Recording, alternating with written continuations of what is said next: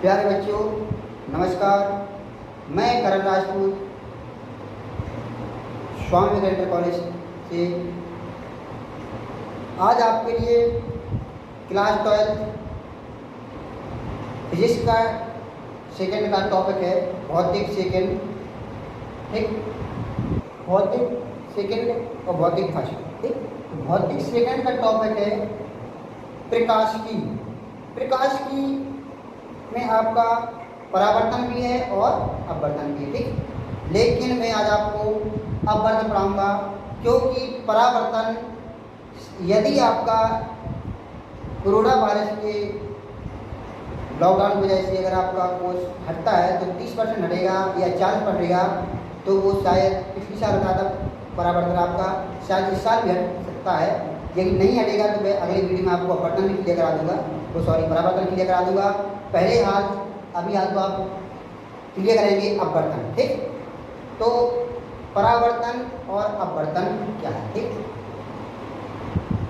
देखिए भौतिक में मैं आपको पहले वीडियो में भौतिक क्या है और शायद मैं प्रकाश की क्या है इसके बारे में बता चुका हूँ। अब मैं आपको बताऊंगा परावर्तन और अपवर्तन क्या है। परावर्तन सिंपल बात समझ लीजिए, यदि मैंने ये चौक मारकर आपको इस दीवार में मारी और टकरा कर यहीं आ गई मेरे पास, तो ये क्या होती है परावर्तन। हम इसको बोलते हैं भाषा में कि परावर्तित होकर हमारे पास आ गई। यदि किसी बॉल को हमने इस दीवार से मारा और वो अगर टकरा कर हमारे पास आ जाती है, इसे हम कहते हैं परावर्तन। यदि हमने इस मार्कर को इस दीवार से मारा और जंगले से होते हुए उस पार निकल गई, तो ये कहलाएगा आपका अपवर्तन। सिंपल भाषा, आम प्रयोग करने वाली भाषा बता रहा हूँ मैं। ठीक, यदि हम इस किसी गेंद को इस रूम से दूसरे रूम में फेंक दें तो ये हमारा हो जाएगा अपवर्तन। ये रूम हो जाएगा हमारा पहला माध्यम, वो रूम काम करेगा आपका द्वितीय माध्यम, अर्थात फर्स्ट स्टेज और सेकंड स्टेज। ठीक है, तो अब आप देखते हैं अपवर्तन है क्या। अपवर्तन आपकी हेडिंग पड़ी हुई है, तो इसकी परिभाषा आप इसी भाषा को जोड़ दिया आप एक परिभाषा बनाते हैं। आप क्या है इसकी, देखिए परिभाषा सिंपल है। देखिए परिभाषा क्या है, थोड़ी वैज्ञानिक भाषा बनाएंगे, ये नहीं लिख देंगे कि एक मार्कर को इस तरफ फेंक दिया, इस रूम से उस रूम में पहुंच गए, ये अपवर्तन है। तो है तो सही, लेकिन आप इसको थोड़ा सा वैज्ञानिक भाषा में लिखेंगे तो क्या है, देखिए जब प्रकाश की किरण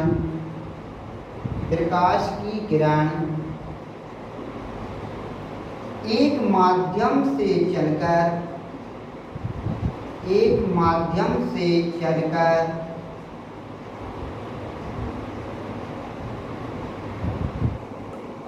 किसी दूसरे माध्यम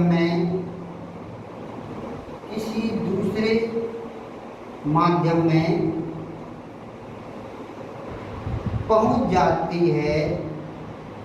पहुंच जाती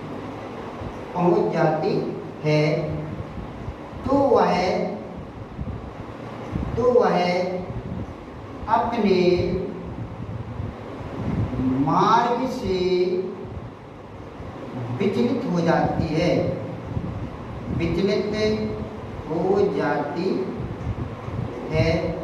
इसे प्रकाश का अपवर्तन कहते हैं। ये आपकी परिभाषा है।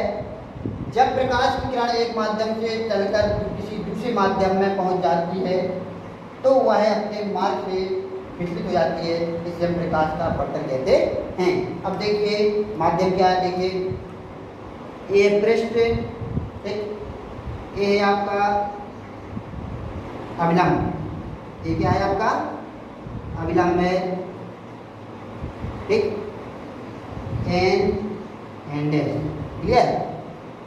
ये आपका माध्यम फर्स्ट है, ये आपका माध्यम सेकंड है। ठीक, जब प्रकाश पहले माध्यम चलती है, ठीक, पहले माध्यम चलती है तो अपने मार्ग थोड़ी विचलित हो जाती है। ठीक, अब ये अविलंब की ओर होगी या अविलंब से दूर हटेगी, ये मैं आपको अभी क्लियर कराता हूँ कि कब हटती है कब पास जाती है। ये है आपतन कोण आई, ये अपवर्तन कोण आर। क्लियर? ठीक, आपतन कोण आई और अपवर्तन कोण आर। अब देखिए कब ये अवलंब हो जाती है, यदि पहला माध्यम आपका विरल है, कहता है विरल, और दूसरा माध्यम आपका है सघन। यदि पहले माध्यम से दूसरे माध्यम में जाती है, पहला माध्यम विरल है और दूसरा माध्यम सघन। सघन का मतलब होता है जिसके कण पास पास हो, और विरल का मतलब जिसके कण दूर दूर हो। ठीक, और तो वो मार्ग अपने मार्ग से तो विचलित होगी और अवलंब की ओर मुड़ जाएगी। यदि हम ये वाला, सॉरी थोड़ा सा हाँ सही है, सही है। यदि यही हमें उल्टा कर दें, ये माध्यम कर दें आप सघन, इसको करते हैं हम विरल। ठीक, तो देखिए क्या होगा, जब प्रकाश की किरण सघन माध्यम से विरल माध्यम में जाएगी तो आपके अवलंब से दूर हट जाएगी। ठीक, अर्थात इससे स्पष्ट होता है कि जब प्रकाश की किरण विरल माध्यम से सघन माध्यम में जाती है तो अवलंब की ओर हो जाती है, और सघन माध्यम से विरल माध्यम में जाएगी तो अवलंब से दूर हट जाती है। ये तो आप समझ में आ गया होगा। क्लियर है? ठीक, अब मैं इसे एक और बता रहा हूँ, पूछिए। आपने परावर्तन में पढ़ा है कि आपतन कोण और परावर्तन कोण सदैव बराबर होते हैं, लेकिन ऐसा इसमें कुछ नहीं है। इसमें क्या है, आपतन कोण की ज्या और अपवर्तन कोण की ज्या सदैव नियत होती है। ठीक है, क्यों होती? देखिए, यदि आप विरल माध्यम से आ रहे हैं तो आपतन कोण का मान ज़्यादा है और अवलंब की ओर मुड़ गई तो अपवर्तन कोण छोटा हो जाएगा। यदि आप सघन माध्यम से आएंगे तो आपतन कोण छोटा होगा और आपका अपवर्तन कोण बड़ा हो जाएगा। तो अगर बन सकता है आपका कि किस माध्यम में आपतन कोण का मान अपवर्तन कोण से छोटा होता है, या किस माध्यम में आपतन कोण का मान अपवर्तन कोण से बड़ा होता है। तो यही है, विरल और सघन इसी पर डिपेंड करता है। ठीक है, क्लियर? अब आपके इसी पर आधारित आपका बनता है अपवर्तन के दो नियम। देखिए अपवर्तन के दो नियम में इसमें क्लियर कराता हूँ, परिभाषा को आपने नोट कर ली होगी। ठीक, अब देखिए आगे,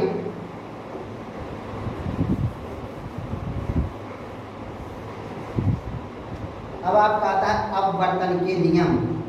अपवर्तन के नियम, तो परावर्तन के भी दो नियम हैं और अपवर्तन के दो ही नियम हैं। पहला नियम तो बहुत सिंपल सा है, देखिए, आपतित किरण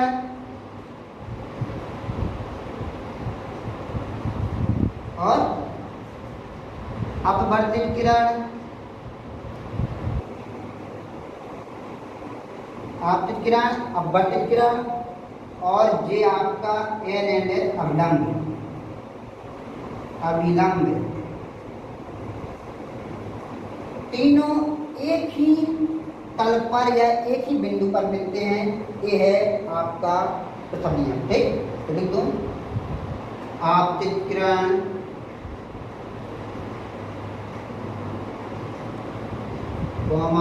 अपवर्तित किरण एवं अभिलंब तीनों एक ही तल अथवा बिंदु पर होते हैं। ये आपका पहला नियम, आप सब लोग को नोट कर लो। आपतित किरण, अपवर्तित किरण एवं अभिलंब तीनों एक ही तल पर या बिंदु पर होते हैं। ठीक, क्लियर है पहला नियम। अब दूसरा नियम देखिए, इसी में दूसरा नियम समझा रहा हूँ। देखिए दूसरा नियम, दूसरा नियम क्या है, देखिए, आपतित प्रकाश की आपतन कोण की ज्या तथा अपवर्तन कोण की ज्या का अनुपात सदैव नियत होता है। देखिए, किसी प्रकाश की